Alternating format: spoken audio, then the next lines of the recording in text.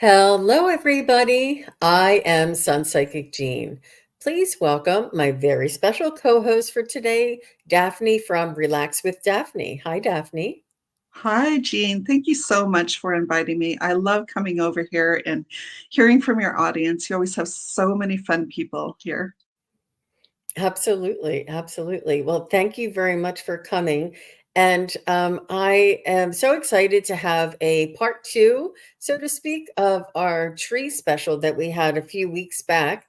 And if anybody hasn't had a chance to see that yet, I encourage you to go back and watch the part one of our series.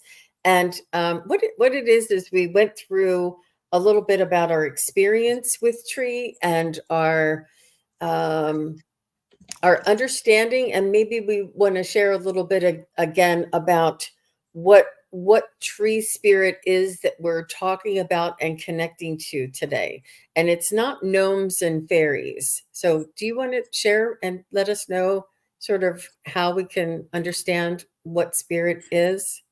Yes, well, I've spent the last 3 years working with plants in general and a lot of very specific trees. And my experience has been that trees themselves, individual trees, are one facet of the consciousness that informs all trees on this planet. And different species are quite different in how they communicate with me, how they interact with me, the things they want to talk about, the information that they want to share.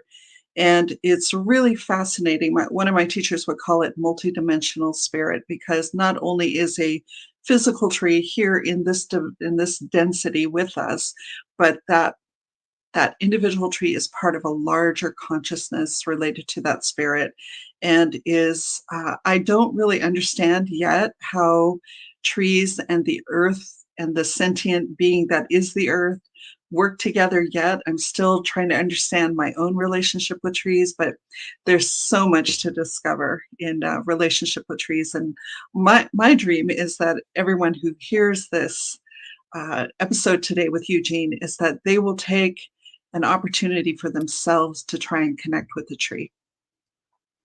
Absolutely.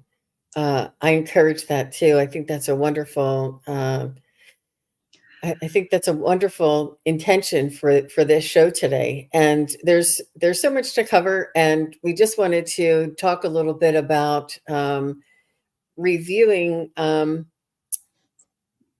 It's The question was um, why it's important for humanity to appreciate s- Earth and all of its uh, nature's creations. Appreciation and gratefulness and reverence and honoring the earth and all of nature's creations is very important. They With everything in life, they do they deserve our respect, and they are there's like a reciprocity to it. Like, it's not like sun turn on every day. I want you to turn on every day. I need the sun. It's not a one-way thing. And we just take things for granted when the sun is out every day. And when we just take a moment, a few seconds, a fraction of a second to say, oh, that sun feels great. I'm so happy for the sun. I'm so grateful for the sun. Thank you, sun, for coming out. It magnifies and brings so much joy and fills the sun and any sentient being. When you say, oh, thank you, trees, with the rustling of the leaves in the trees and the wind, the way it dances with the trees, and how beautiful that sound is, it's like an appreciation. And, you know, and recently I did a reading for a dear woman, and her sister had passed recently, about a month ago. And I brought her sister through, and her sister said, dear sister, please take care of your health. Please take care of your body. Please take care of this sacred container that holds your divine essence. and appreciate and respect, honor, and take care of this vessel that is holding your precious divine soul, because her sister did not, she wishes she would have taken better care of herself, and asks and pleads with her sister to take care of her body, her health. And then her sister that I'm bringing through says to Jean, Jean, you too take care of this sacred biological uh, uh, uh, or organic material that is housing our divine soul. I mean, the miracle and the appreciation and the um, respect that is needed, or um, that is required, or not required, but requested and encouraged. They encourage us. And it's I am a nature's creation. Every human is a nature's creation. The trees are a nature's creation. The birds, the sun, the sky, the air. And it's really important, because we are sentient beings, because we have a soul or a spirit essence, and we have this energy and this magnetic type of energy with us. When we share gratitude as an intention, it really does lift and enhance the spirit and the energy of those other nature's creations around us. Absolutely. And if you like a little science with your woo woo, think about all the work the Heart Math Institute has done, where they measure the heart, the energy of the human heart to 3 feet out in front of us. And when we express gratitude, our entire nervous system relaxes and goes from fight and flight into the rest, digest, and heal mode. So, what I find really interesting is that they are now working with trees to understand tree energy. And I think they will, perhaps they already know where they're going, but I assume that they're going to start to understand how trees and human beings are natural co-creators in this world, right? Like trees are our elders on this planet. They precede the appearance of humans on this planet by a long, long time. And we cannot survive without them because they're the source of our oxygen. We breathe out CO2, they breathe in CO2, they breathe out oxygen, we breathe in oxygen. We are meant to be together. And it is a millennia long love story. And one of the greatest sources of joy in this world, I believe, is reconnecting with nature in the reciprocal relationship that you're talking about, one where you are appreciative and respectful of the sentience of trees, and they in turn return that love to us. And it's wonderful to hug trees, it's wonderful to talk to your plants.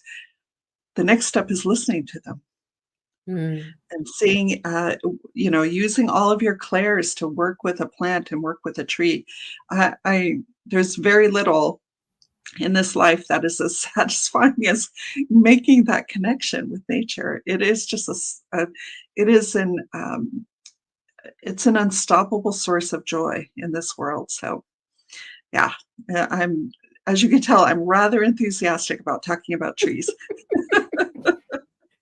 Yeah, and all of nature's creations, and it's really fascinating, and I it's so I just wanted to tell everybody a little. The I know we mentioned this story before in the last show, but I just wanted to tell everybody, in case they weren't there, about the first time that I connected with a tree. Um, in a spiritual sense. I was taking a Reiki class, and they took us outside, and they said that we're going to be feeling the energy of the tree, because in order for us to feel the energy of a human and the energy that we're talking about, they wanted us to be able to feel energy. And they said that the tree is very giving and very communicative, communicating with us with their energy. It's one of the most palpable, easiest type of energies to feel and see. And so they took us outside, and and I was like, "Oh, I thought we were going to do Reiki. Why am I doing this? What? And I was like trying to greet the tree and listen to the tree and feel the tree. And then I was like thinking in my head, I wonder what time we're going to have lunch. And then I went, I like it was like I felt like a presence. I Yeah. could feel like just an energy, a presence, almost like capturing my attention. It's like I was thinking about something and then it pulled my attention. And it's a very, very subtle energy and it's very inviting. And I would like to invite each of you to, if you could, if you have the opportunity to greet a tree, and you can, I don't know, you can try sitting in your car and looking at a tree and greeting it. I think, but if you have the opportunity, it doesn't matter how big or how small, but just to talk to the tree and greet the tree each day or each morning, or speak to them and see if you don't feel, sense, or hear something back. Um, yeah, and you also had a tree encounter. Did you want Uh, to? Do you remember the one that yeah, you yeah. talked about? I don't remember which specific one I talked about, but I would encourage uh, to follow on what you were just saying. Is I would encourage people to, if you're having trouble discerning energy, when you're working with a tree, one thing you could do is you could stand outside the drip line, which is where like the edge of the tree branches go. Like you can stand outside of that and then step into it and step out of it and step into it and see how your body responds to that energy. That is a really good way to start easing into that sensation, that discernment of tree energy. And yeah, and one of the stories I don't think I've told your audience is that a few months before I started working with my main plant mentor, I was caring for somebody else's house, and I had forgotten that they had a little palm tree downstairs in a pot. And it's one of those little short ones, right? They're called Erica palms, I think. And it was probably, I don't know, I was probably there 3 weeks before I remembered that I needed to water that tree. And I went downstairs and I was so apologetic. And I said, I'm going to give you some Reiki along with this water. So, again, Reiki's what a great way to open the senses, right? And to develop to throw open the doors of perception. And so I started giving Erica the palm tree Reiki. And as I looked at it, I saw the tree's aura, and it was this bright green cloud. And I literally like shook my head and like blinked my eyes. I'm like, am I seeing what I think I'm seeing? Yes, I was seeing the tree's aura. And I believe that two things were going on. One is that spirit already knows where we're going, right? Spirit knew that I was going to be going to that class, that I was going to be working intensely with plants. And I think that the tree was responding to that and giving me some sign that this was going to be successful, that I was going to enjoy doing that. And I will just never forget the sparkling emerald green. It's somewhat like the background that you chose, which when I saw it, I was reminded immediately of that experience. But you can use any of your clairs when you're working with trees, and even, asking the tree if you can taste a leaf. Obviously, you want to make sure it's an edible leaf, right? You don't want to taste something toxic, but tasting it, smelling it, touching it, um, closing your eyes and listening. There's all the senses can be used in working with trees, and it's so rewarding. And it can be a tree that's within your vicinity, in your presence, or it could be a tree that's halfway around the world, or a tree that you've never, like, I don't think I've ever seen an olive tree. I don't think they grow in my area here. And a coconut tree, or I think we do have magnolias. And you were talking about the bay laurel. Where does the bay laurel grow? Well, it's a Mediterranean plant. Like in your spice cupboard, you probably have a jar of bay leaves.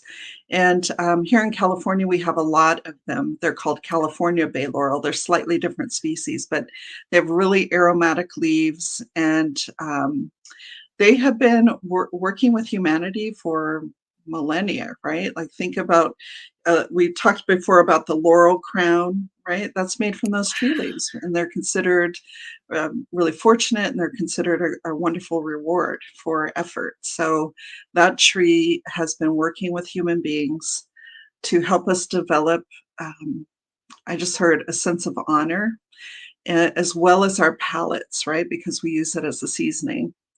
So it's, yeah, the more I know about trees and human history, the more I wonder how much they have done to help us evolve, you know? Absolutely. That is fascinating. I never considered that the laurel wreath around the head. That's amazing and so ancient and so Yeah. from that's amazing. Um, wow. It's it they do it's a vast subject, and what we want to do is just talk a little bit about the tree energy, and I wanted to be specific and let you know that it's not I started saying this, it's not like tree fairies or tree gnomes, it's not No. like tree spirits that uh the elementals that hang around the tree. It's the actual consciousness of tree, which is like a collective. And then there's also specific consciousness of oak, of laurel, of, and it would be like the consciousness, the energy, the vibration and frequency of these different trees. Um, and we thought it'd be fun to try and connect. Was there something else that you wanted to share with us before we started with the connection there, Daphne? No, I'm ready. Let's talk to some trees. Okay. So, if anybody here has um, any experience with trees that you wanted to, oh, okay. So T. Lynn says, I saw a woman channel the General Sherman redwood, said trees are the only species, life form, perhaps she was saying, that can safely cross all dimensions. I'm not sure what General Sherman redwood. Do you know what that is? Yes, that is a very well-known redwood tree. I think this one is in California. Um, and a lot of those big old trees have their own names. And General Sherman is one of the biggest ones. That I think that's really fascinating that that's the only species that can safely cross all dimensions, because trees are absolutely multidimensional entities, and not all of them are started on Earth. I've had some conversations with certain trees that they hint at cosmic origins, and they were. I, I'm just getting chills as I say this. They were deployed here, right? Like they were sent here to help change the body of the earth and give us this incredible topsoil, create these forests. They have their own missions, not unlike each of us, right? But theirs are certainly longer in scope and represent much bigger energies than individual humans. Yeah, I find that very credible that they can cross all dimensions. I don't know if they're the only species. Maybe that means the only species or life form on Earth that can safely cross all dimensions. I don't know. I think we know too little about the universe to be able to say that that is, the only species in the universe. But absolutely, trees, they're where it's at. I know. I have to show a picture of the General Sherman just because I didn't know what it looked like. But it is like one of these, the biggest tree. I don't know if you can see my cursor here. And they have it. This says General Sherman, and this is people climbing on it. Um, and here it is. I mean, you can't get it in one shot. And I guess it's one of the largest trees and Yeah. really taken care of and preserved and honored. That's amazing. That really Does it is say where amazing. it is? What That's, what park is it in?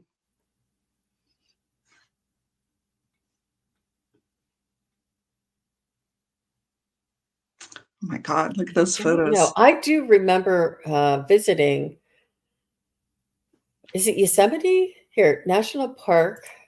Let me just see. Sequoia National Park. Okay. Yeah. I I mean, that's one of the, you know how people travel to see eclipses? I travel to see trees. So, I was just talking to somebody about going to Utah to see Pando. Pando is the nickname for the largest organism on, I think the largest tree organism, because it's an aspen grove. But when we see a grove or a forest, that is actually one tree with many. It exists underground, and then all the trees that you see above the ground are just offshoots of the um, the root, the heart of that tree. So it's enormous, and it's well worth visiting. What is that? Um, Let me just show you. So I did not, I'm springing this on Daphne, you guys. I did not, just for some reason, this is popping into my mind. And this is Devil's Tower National Monument. And you guys remember this from Close Encounters of the Third Kind. Do you think this was originally a tree? A lot of, there's, do you, Uh, I mean, I don't know if you have any kind of a yeah. gut instinct. Um, Um, I I don't, but what I know of geology, I mean, that to me that looks like a core, a plug in a volcano, and the volcano has eroded around it. But I don't know. So wow, I didn't realize it stuck out of the landscape that much. That's amazing. mhm, mhm. I've always wondered that. So, Yeah. okay, just wondered. It's and one time I did a spiritual journey for um a fellow content provider or content creator, and he was um I don't know how to explain it, but he we encountered a world, like we were traveling through dimensions and worlds and realms, and we encountered a realm, and he opened the door, and there was all of these fawns and um, I guess greenery. I guess they're fawns, right? All different kinds of greenery, and the kind that are underneath, that are protected by shade, sort of like you would see in the Amazon or something. I'm saying fawn, but that doesn't sound like the right name. Um, and there was a bunch of greenery, and um, I we wanted to experience like why this was being shown, and what this meant to his life. And it was it was the realm, or the place that these greenery fawns would were originated. That there was a whole planet or a whole realm of these, and that they were seeded here on Earth from that original realm or dimension, and that blew my mind. And I'm like, of course, if we're seated here, and all the different species are seated here, and if it doesn't work out, then more things come in. This is an experimental Earth, and the ecology, I don't know what I want to say, but the whole uh you know all of the ecosystems that work together, and how we're seated together, and how we grow and work together. It really was mind expanding, if nothing else. Do you have any experience with species and nature being seated here? Yes, yes. There are galactic origins for a lot of plants. In my experience, Joshua trees come to mind. Those plants that you see mostly like out in the Palm Springs, Palm Desert kind of area, in California. Those trees have amazing intergalactic energy. Wow. Saguaro cacti. Yeah, because I wondered, I'm like, are those trees? And they are not trees. They are from somewhere else. They are amazing. But Jean, what you were just talking about is really calling to mind something that, to reference what you said earlier, um, are that we should take care of this body. If you think about how much effort and how much thought and how much care has gone into creating this living paradise that is the earth, and we are here so briefly to enjoy it, and we're given this physical vehicle to explore and interact with the trees and with the earth and all the elements. I mean, it's such a precious gift to be here in this body, in this life, even at this chaotic moment that we find ourselves in. And there is such grace and joy in connecting with the trees that, yeah, it is really awe-inspiring that we've been entrusted with life here on this planet.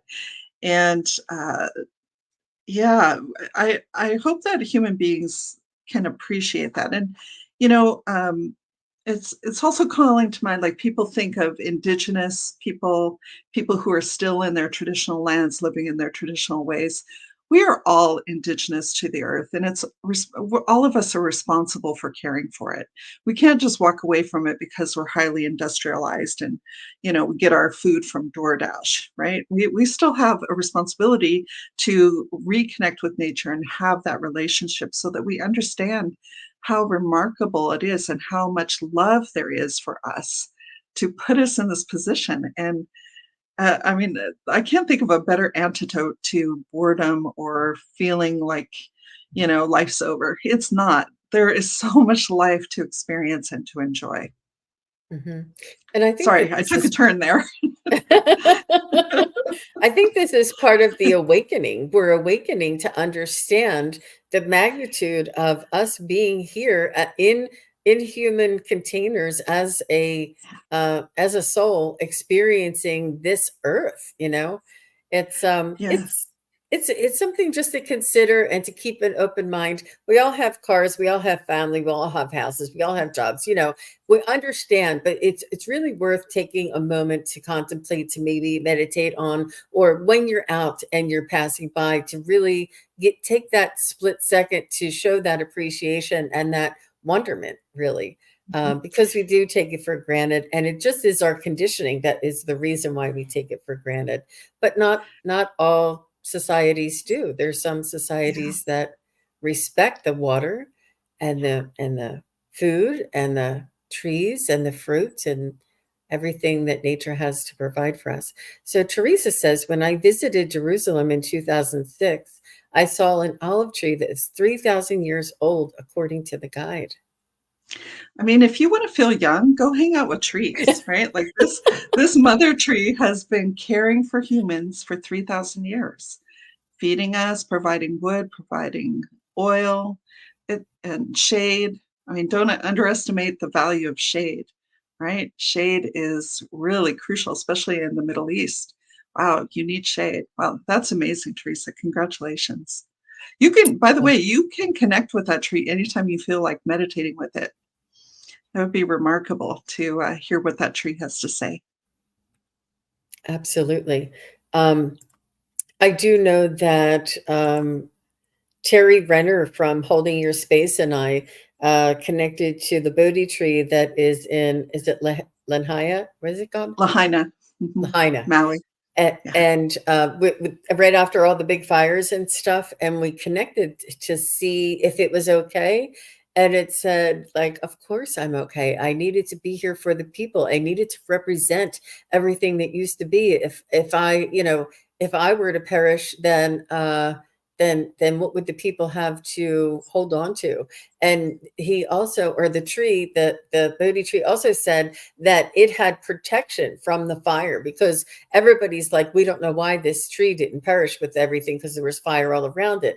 And he said that there was like angels that were holding the fire away from it, to protect it, because of its majesty and its importance, and the people there recognize and honor this tree because of its age and its majesty and its energy, its presence, you know. Whoever wrote that movie, Guardians of the Galaxy, they were so wise to put a tree as one of the most beloved characters. Remember that Ah. Groot, right? And that's because trees and humans go together, no matter where we are in the galaxy. Wow. Wow. So let's go ahead. It's time. We're right at the 30-minute mark. So what I'd like to do is just to suggest, and you guys, let me know. What we wanted to do is to maybe connect together, to connect to a specific type of tree and perhaps get a message for humanity, get a message for the community here, get a message for you personally, similar to the way that we connected to the tree in Hawaii. I'm just going to say Hawaii, and that it told us, how important it was, and how all of the people loved it so much that, and how it knew how important it was to all the people. Like it transcended fire and destruction because of the love and the importance and the give and take and the shared respect that it had. I mean, so I don't know. I don't know what type of a tree. I think I would like to try and connect with that laurel, the bay laurel. That would be really Mhm. neat for myself. But I don't know. Yeah. What do you think, guys? Do you want to like just mention the tree and we get a message for the collective, or do you want to mention a type of tree like an olive tree or a coconut tree? Or I do have. Um, While you're glancing through the comments, I want to respond to Kelly, the mystic next door. Hi, Kelly. She suggested fronds and ferns when we were talking about fawns. Kelly, I could talk to you for an hour about ferns and their consciousness. And one of the ways that I've been working with them is through a flower essence that's made actually from ferns in Hawaii of a particular type of fern. And it is totally changing my mind about that class of plants. And yeah, so another well, I time we'll have think to talk about I think ferns. that's what I was trying to say. I was saying fronds and I meant ferns. I think when I was trying to tell you about the spiritual journey that we went on to see that, and we went into that realm where that's all there were ferns and all those green, Yeah, luscious plants, and that they told us that they were seated here. Blew yeah, my mind. Like you walk around for like 2 or 3 days and say, did those ferns really tell us that they were seated here? Like we yes. would never have. You never would have ever thought that in a million years, and the message came in like that. It changes my perspective, it changes my energy, it changes um, my whole being, my whole Yeah. outlook, and and hopefully it does with you. Oh, look who's here. Hi, Stacy. Oh, Stacy, so good to see you. Thanks for coming We're just by. getting to the good stuff, Stacy. Um, Yeah, I'm looking at this story that Craig Dixon is putting in here about driving from Bryce Canyon, and the trees change shape because you were seeing perhaps their true nature. Yeah, although I do have a particular pet peeve. I don't like when trees are portrayed as evil. They're never, ever, ever evil.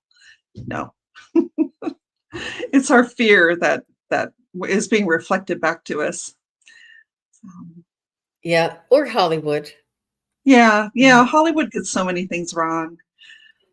Mhm.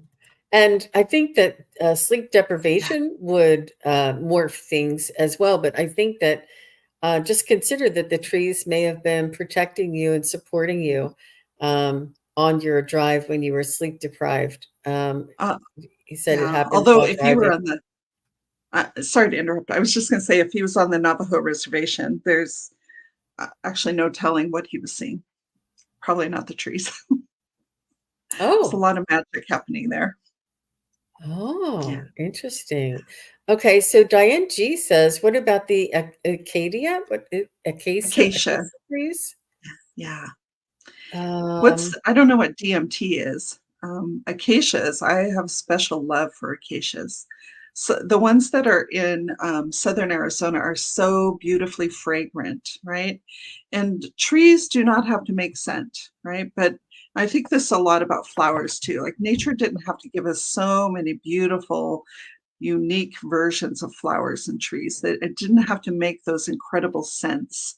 But when you smell an acacia, it's just It is a form of aromatherapy, and we know that scent actually goes over the blood-brain barrier, right? So it's actually affecting our brains, and usually in a good way.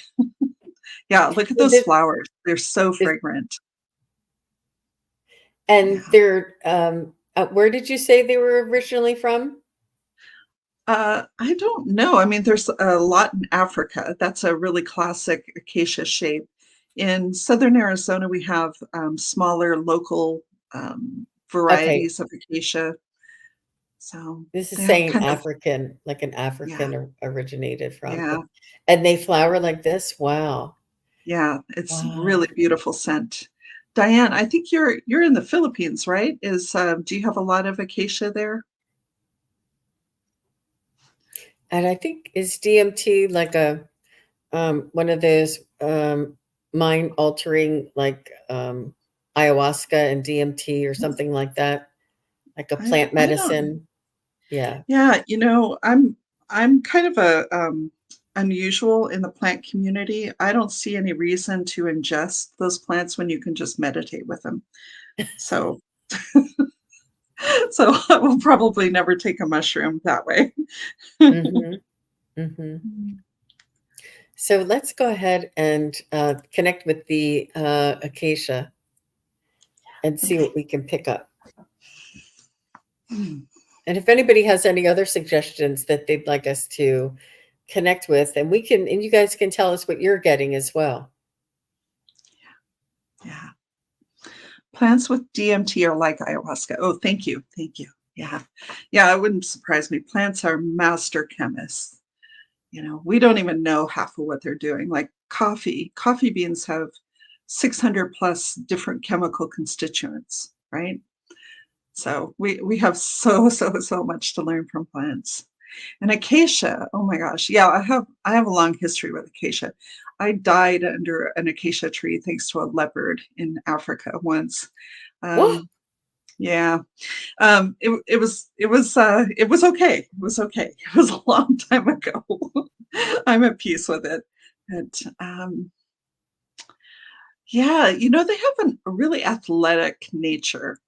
Like when I connect with it, they feel really young and strong and flexible and um, you know, sporty, right? Like that's sort of the energy I get from them. And they seem young, right? Like there's a youthful quality to acacia. And I want to ask if acacia has a message for us.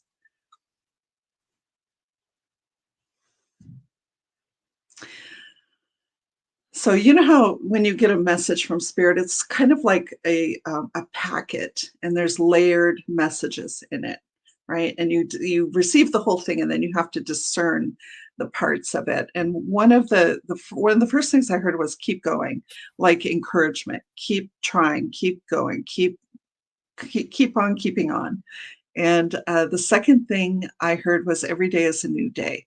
And the tree showed me itself waiting for the sun to rise, but basking in that light that comes before dawn. Stacy was talking to me about that light. Um, there's something about the light that you get right before dawn that is really beneficial and soothing to the body, the mind, the spirit. And I'm seeing the acacias standing there waiting for the sun to rise. And it's almost a worshipful moment. Like as soon as the sun comes up, they are in celebration with the sun and sharing gratitude. And they're almost like, older brothers and sisters, they're modeling this behavior for us. Like every day, wake up, greet the sun, be thankful, do your best, keep trying, keep trying, keep trying. That's what I get. What about you, Jean? Wow, that's really beautiful. Um, I think I'm going to need another minute, but I just want to say we do have enough trees. We have several suggestions from everybody. I have Valerie said redwood, KK said Mhm. ponderosa, Gina said a yew tree, and Yeah. Nancy said maple. And I think we're going to just see how far we go there. So I just wanted to put that out there. And let me go with the acacia tree and see what they want to tell us.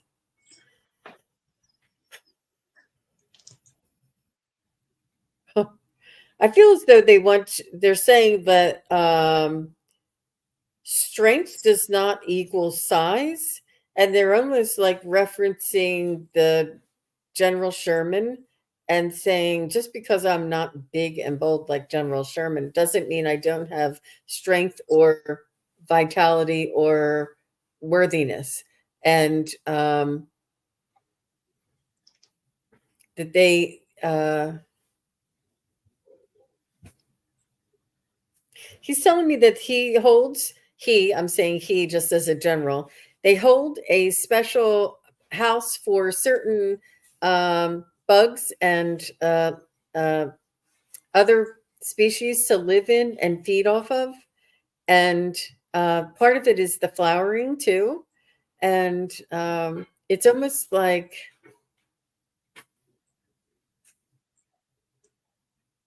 uh, it's a they're a very giving nature, and they would not survive if they did not house other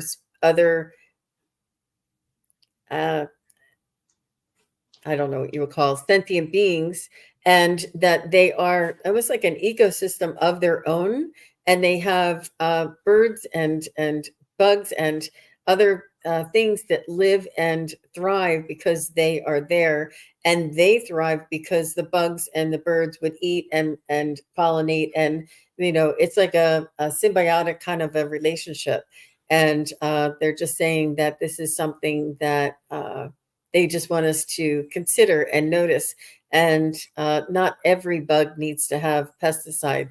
And I don't want to go there because that's a whole nother terrible subject. But they're just saying it's not an invasion; it's a cooperation, and perhaps we can learn to live with this unity and this cooperation and this, live and let live and give and takes, like kind of a energy. That's what he wants to say.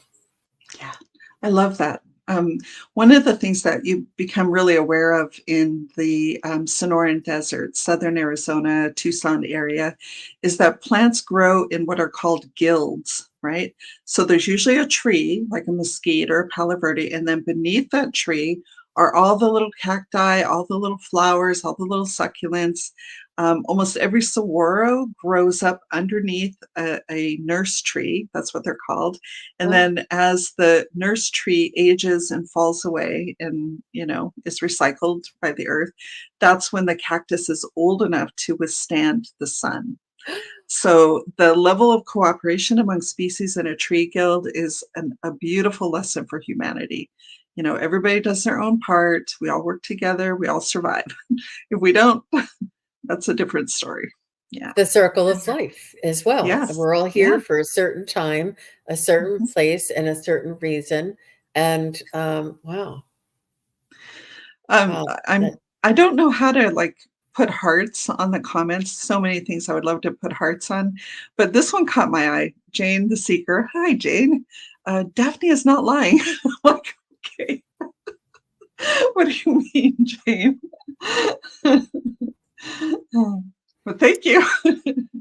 I, I Jane don't, knows I how much don't. I love trees. Uh huh. Uh huh. I, That's so I don't cute. recall where that was relating to. I think it was I mean, around the DMT comment, oh, perhaps. oh Yeah, yeah, like we yeah. can just, yeah, we can Yeah, connect to I'm it. I'm not judging people who do it. I'm just so sensitive to plant compounds that like when I take like this is a botch flower essence for hornbeam. I don't even take it. I just hold the bottle, and that's enough for me. So, So some some go ahead. KK says acacia feels light, a good reminder to remain playful and keep reaching out into the light. Wow. Yes, Full of branches that are all flourishing, flowing in the breeze. That's beautiful, KK. it And is. I invite everybody to just tune in and to set your intention, say, I would like to connect with the acacia tree and get a message. That was beautiful, KK. Thank you Yeah, so much for sharing that. I love that. Jane said when we did the plant Ah, meditation. Yes.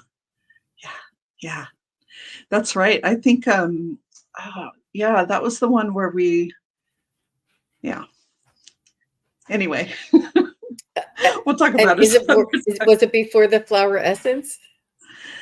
Yeah, we did. You can use flower essences etherically, and you can also connect to plants through the quantum field and, through spirit. Oh, redwood. Oh, wow. Yeah. So let's go ahead and connect to the redwood. And this time you share. Do you want me to share first or do you want to share first?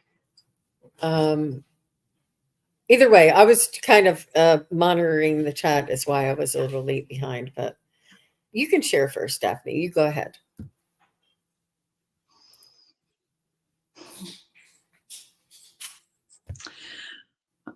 Clearly, those trees are very, very old.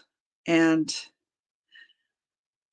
the feeling that I'm getting from them is, first of all, these trees have a lot of gravitas, right? These are serious trees because they are old and filled with wisdom. But they're pointing me to the relationship they have with each other and how certain trees are shielding other trees and how they are sharing nutrients beneath the ground. And that's something that science didn't understand until most recently, that trees actually communicate with each other. And through the mycelial network in the forest floor, they are transferring nutrients to each other. And that way, the entire forest can survive. Even if one tree doesn't get enough light, doesn't get enough water, whatever, they are collaborating so that the most number of trees have the option of surviving and are able to thrive in that environment. And the sense I'm getting from them is that we do not understand forests. We are starting to get a picture of how complicated a forest is and all the organisms that make up a forest. But if we understood what forests actually do for us and for the planet, we would revere them like cathedrals. We would consider them places of worship. And that makes sense for a tree that old and serious to share that with us. And they know of my particular interest in forest bathing, which is something that came out of Japan. It's a therapy that they've used for cancer patients. And being in a forest for 1 hour once a month boosts their immune system enough that it's noticeable in their blood work. And the trees are saying that's just the beginning of the healing that can happen in a forest. Yep, you can't put that in a bottle. That was really beautiful, Daphne. Thank you very much. I was picking up something a little similar, and what I was picking up was their vulnerability individually. They cannot survive alone. That they need the pack in order to survive, and that they look strong, they look large, they look mighty, but take them and away from the forest, and individually they're so vulnerable. It's like the larger they are, the harder they fall, and it's only because of the cooperation of all the other, not only the other redwoods, but the other trees and the other plant life and uh, forest. I don't want it, organic material and um, um, I don't know what I'm trying to say, but I was going to say something else. I can't think of the word, but that everything together works together in harmony. And this is what the redwoods were talking to me about. That this is where they gain their strength, and that they promise to all the other organisms that they would protect them with their strength, and all the other organisms protected them. Just very similar to what you were saying, but they told me the vulnerability that they truly feel, even though they look very majestic. I thought that was ironic. Yeah, there's different forms of strength, right? It's not just tall, big, massive, strong, energy. There's this, our strength is being who we are and contributing what we have to contribute. And I think that's another lesson that nature is trying to teach us, right? There's not just one type of flower. There's not just one type of tree, and all of us make up a whole beautiful world. And I found the word, it's ecosystem. I was saying organic, but I was meant to say ecosystem, Yeah, that they all work together. So thank you very much, Val. And yeah. KK says Ponderosa pine tree. Hmm, let's see what Ponderosa pine tree has to say. I love the specific Ponderosa. Yeah. So I'm getting a lot of scent and a lot of healing and a lot of uh, medicinal type of offerings that this pine offers, provides, and they are teachers, healers, and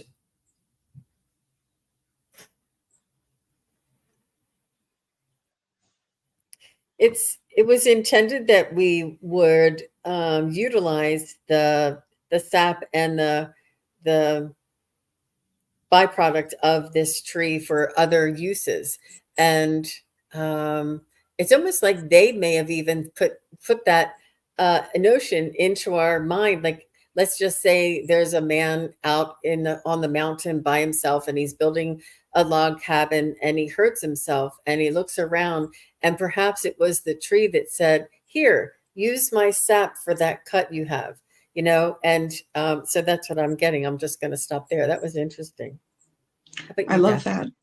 Yeah, that I have been around a lot of ponderosa pine in Nevada, in particular, northern Nevada, and their energy feels, to me, it feels dry and light. Like there's this quality to it that is um, very well suited for the desert, right, and for dry, arid regions like the Sierra Nevadas, and it. I think you're right. I think it has been, I mean, it's a very generous species. We get a lot of different types of wood, or we make a lot of products from the wood that pine provides. And it's like a collaborator or co-creator with us, right? Like not only can my sap heal you, but these needles, if you get them at the right time, you can make a tea from them. There's just all these gifts that the tree wants to give us. And in return, they ask that we treat our bodies well, that we treat each other well, that we show gratitude, and that we make the most of the gifts that they give us. Yeah, wow. I've never connected with Ponderosa specifically, but I'll be back. They're really interesting. That is amazing. That is really amazing. And how beautiful it is with, I mean, everything that we build out of the pine and the smell, and just how closely they work with humanity, where the others may not, and this one does. That's interesting. And how Uh, they, Mhm. yeah, I think they also are drawing my attention to the pleasure that we get from the items that we build with it, and also that fragrance, because I'm smelling it really strongly right now. And it's like, yeah, this is for you. Enjoy, right? Wow. Always intended to work closely with humanity. Okay, so we have a couple more. So the next one is the U, and Yes. then after that we have one more, and it's the maple. So let's see what the U has to offer. Is that it's more of like a bush, right? It will pretend to be a bush if that's what we want from it, but no, it's a tree. Yeah, yeah. We see a lot of yew hedges Right. that they're cooperating with that, but that's not who they are at root. Okay. Yeah. They say they're gentle, they're tender, they're approachable. Um, uh, and they have a tight knit network inside. Like it's almost like obviously the hedges, it's impossible sometimes to get through, so they're protective and tight knit. They're saying that um, it's not impossible, though. They're saying that it's not impossible to get to the other side, and they offer structure. Even though they're tender and gentle on the outside, the inside is very has a lot of structure and support. So get it. It's a little bit of a balancing. I think that overall it's about balance, and it's about um, tenderness with strength, and that we all need to be both. How about you, Daphne? Yeah. Well, I was really happy that somebody put that in the chat as a tree to connect with, because we were talking earlier about the crossing into multiple dimensions and galactic sources. Yew tree is one of those species where it's almost incomprehensible. When I connect to you, um, I immediately I'm going into that energy of the Norse mythology of the world tree, where Odin was hung on it for 9 days and so on and so forth. And that tree, sometimes people think it's an ash tree, but I suspect it was a yew. And the roots are in one part. It's like all the worlds, right? So that tree grows up through all of the different worlds in that cosmology. And I think you can spend the rest of your life studying what yew wants to teach us. It is practical. It has lessons for human beings in cooperation, in creativity, in growing communities and beautifying the world around us. And then there's the whole other layer of spiritual growth and transcendence, and refining our understanding of who humans are, what we're here to do, who we are as individuals, what we're here to do as an individual. Um, yeah, yeah, very, very, very wise old species of tree. Yeah, I'm in awe of yew trees.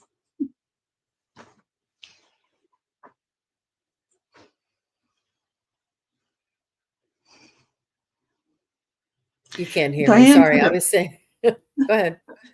I was just going to say, Diane put a message in that these trees are from, show how nice and gentle they are. Yes, yeah. And Yes, your Norse is probably better than mine, so I'm not going to even attempt to to pronounce that. So thank you. Yeah, yeah. I love mhm. trees, and they love us, right? Like if you're, you are lonely, your friends, you have had a recent betrayal in a relationship. I mean, you can't do better than have a tree as a friend. They will soothe your heart. Mhm. And speaking of friends soothing your heart, this is Nancy of Crohn's Intuition. And Nancy had a tree that she rescued and um, grew very close to and fond of, and the tree just loved her right back. And I'm not doing your story justice. I don't know if it was on. I think it was on our show. So if you want to go back and see, I think it was yesterday yesterday's show with Nancy of Crohn's Intuition in the very beginning. And Nancy, I don't know if we said it on air, if it was before or after the show. I'm sorry if we didn't, but that was a beautiful story. And so let's connect with maple. And maple has many different varieties, and whatever variety pops into your mind first, I would say is the one to connect with. Oh, another one that works very closely with the like the maple syrup is what I was getting, and the maple leaf of Canada, and the maple um, all of its fruits and byproduct that it offers, and how it withstands the the the temperatures and the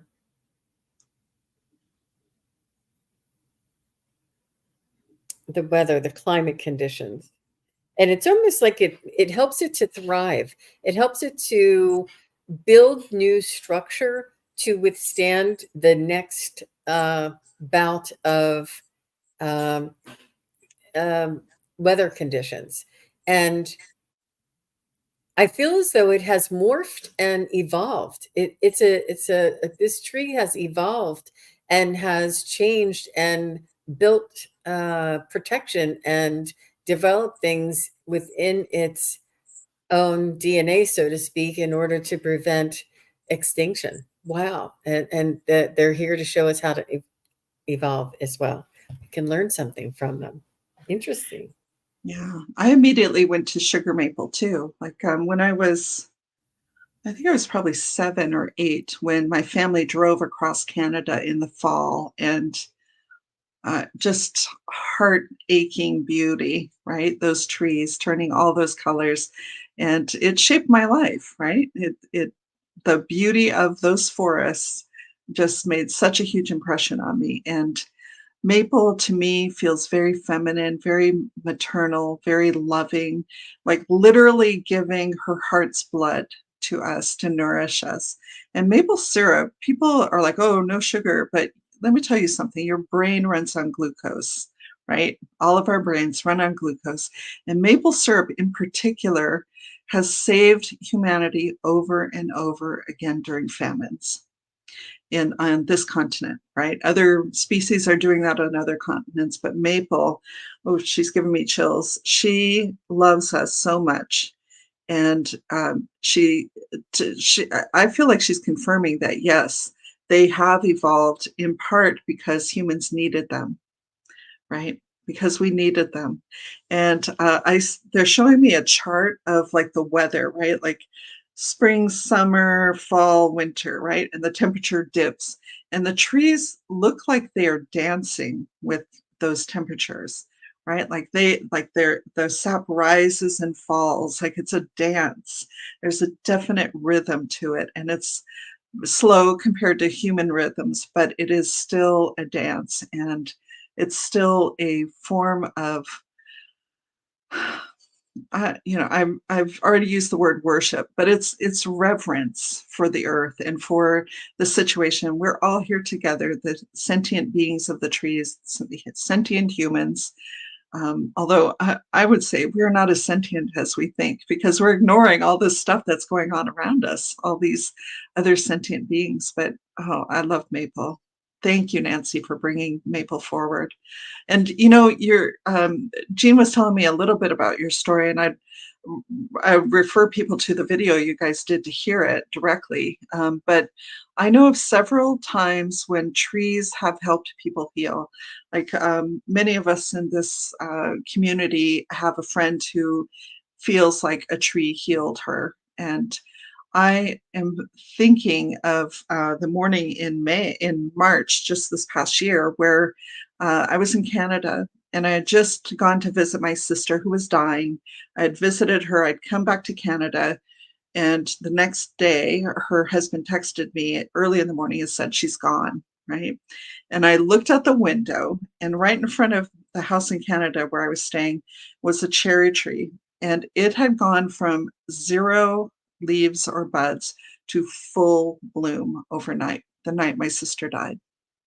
And people were driving in from other neighborhoods, stopping and taking a picture of this tree because it was so lush and so beautiful. And not a single tree on the street had anything else on it. So that tree helped deliver a message from my sister, right? So trees can collaborate with us in this life and in the next. And yeah, again, just so loving and so helpful. And thank you, Diane. We had a really great relationship, and It was her. She was always doing things before me, even though she was 3 years younger. She left home before me. She got married before me. She had kids, and she left this world before me. So I learned a lot from her. But thank you. Yeah. So the tree showed you that the life of your sister is celebrated, and to give you something to raise your spirits and console your your heart, your broken heart, at the Yeah. same time, and it rescued you right back, is what I'm hearing from that. And how lovely, what a beautiful experience at such a beautiful time. And I encourage everyone to take a moment and to connect with a tree in your neighborhood, in your area, even if it's a childhood tree that you remember hiding behind or climbing all the time. You can, you know, energetically connect with your intention to go back to that tree.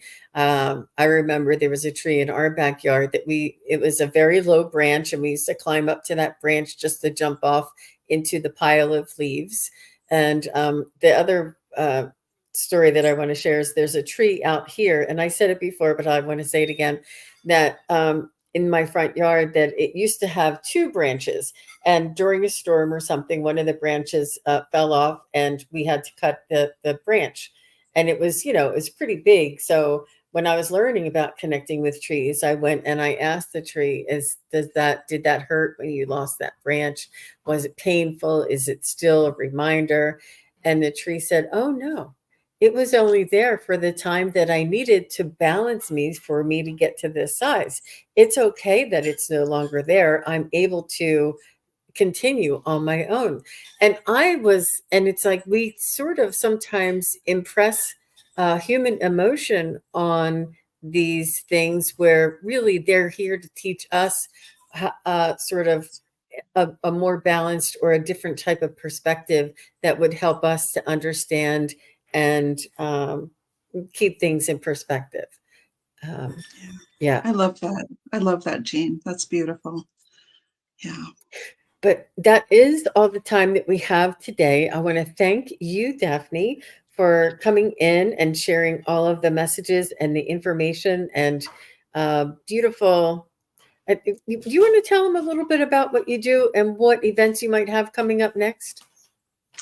Oh, thank you. Yes. I feel called to mention this, that I'm putting together a course for mediums, and it's developing plant allies to help you with mediumship. And I don't have a date yet. I'm still creating the course, but it will be, I'm hoping to offer it this fall. So if you're at all interested in something like that, you can email me at relaxwithdaphne@gmail.com, and I'll put you on the list as soon as I know more about the content, the length of the course.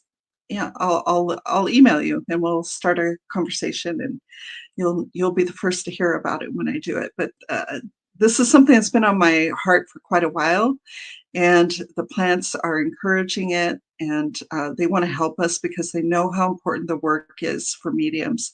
You are needed. If that is the work that you do for others, it is so, so needed, and the plants want to help you. So that's what I'm up to. Wow. Wow. And you also offer a summer of relaxation. Is that correct?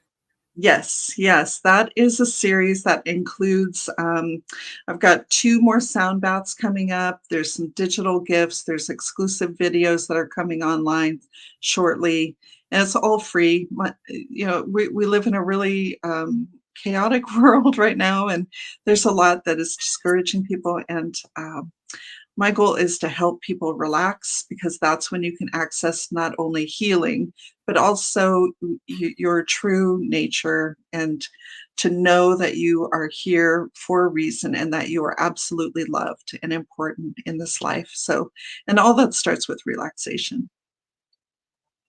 Yep. Letting go of the chaos for sure. Yeah. All right. Well, thank you very much, everybody. I will be on tomorrow. I'll be back tomorrow in the morning. I'm on with Ginger Faye Tarot at 11:30 on Sunday morning. And then I have Valerie from Illumination Portal coming on at 2:30 Eastern. And then I also have Val from Dragonfly Crystals coming on to talk about the ascension, 3D, 4D, 5D, what is going on with the shift and the humanities evolution, all that amazing, wonderful stuff that I'm really looking forward to chatting with all three of these ladies. And please do come back and see me. It's SunPsychic Jean, and if you want to go over and subscribe to Daphne, it's Relax with Daphne. That's her YouTube page. And I will also put, oh, she put her email in the chat as well. I do have her information in my show notes, and I'll also put the link to the Summer of Relaxation link Oh, again for you to sign up, and then you get emails when they're going to occur. This way, everybody's informed, and I thought that was brilliant the way that you organized that. thank you. So, Thank you so yeah. much. Yeah, so we don't have to go and look for something. We're notified and Yeah. reminded. It's beautiful. I Yeah. appreciate that.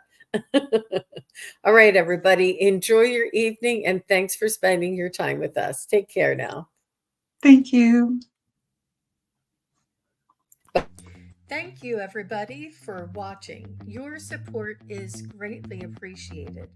If you enjoy this content, hit like, share, and subscribe. Remember to click the bell to be notified of future videos. Thanks again. Bye.